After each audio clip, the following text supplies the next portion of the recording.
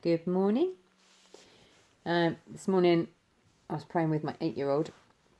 This is my 4-year-old. Nearly 4.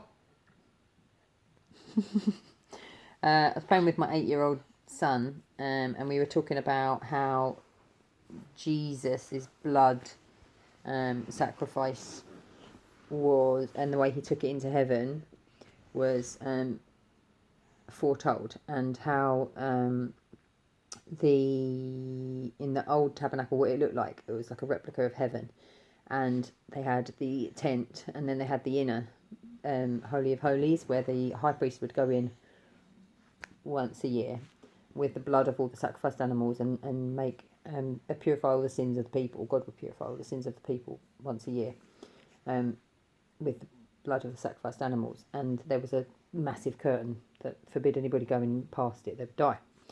So the high priest would go in with a rope around his ankle so they could pull him back out if he died.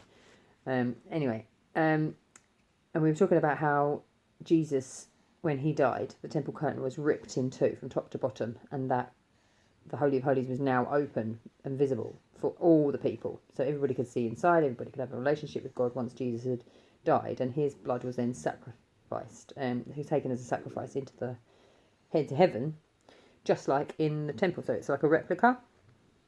And we were talking about how we enter the kingdom of heaven. On Sunday, my pastor was talking about Matthew 7:21 to 27, I think it was.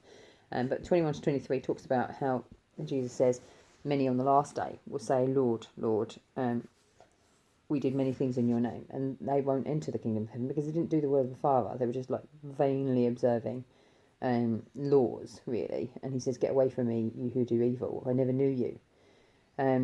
So we're talking about how important that was to know God and have a relationship with him, and what Jesus' blood did that, and how Jesus' blood did that. It opened the way to the Father. Jesus said, come to me, and the only way you can get through to the Father is through me. So it was all joining up basically. And then Elijah went upstairs, and I turned my Bible to my reading, which I'm reading Hebrews at the moment, and on chapter 9. And verse 14 says, how much more surely shall the blood of Christ, who by virtue of his eternal Spirit has offered himself as an unblemished sacrifice to God, purify our consciences from dead works and lifeless observances to serve the ever-living God.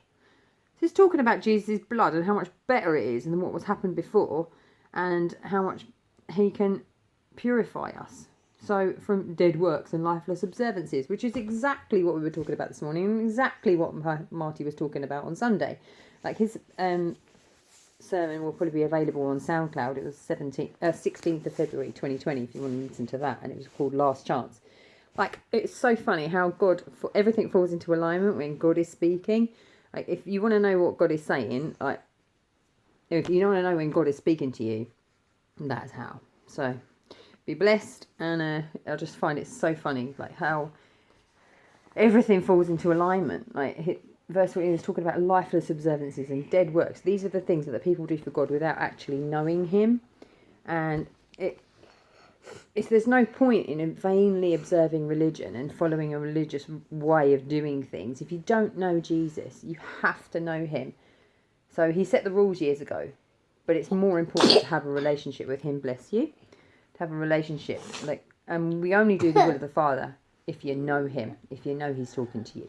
So be blessed. Oh, you're tired, babe. Say bye. Be blessed.